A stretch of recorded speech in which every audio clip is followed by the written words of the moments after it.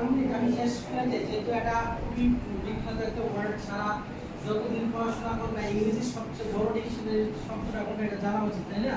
আমার সাথে লাস্ট 1 মিনিটের ভিতরে একটু উচ্চারণ করো। Pneumono, speak loudly. নিউমোনো,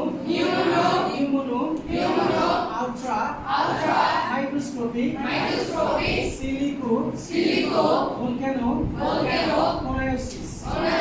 নিউমোনো, ultra, microscopic, silico, volcano, coniosis.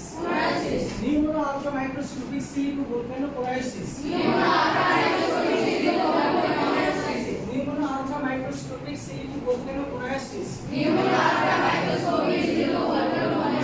Pneumono, ultra, microscopic, silico, volcano, কোনায়োসিস।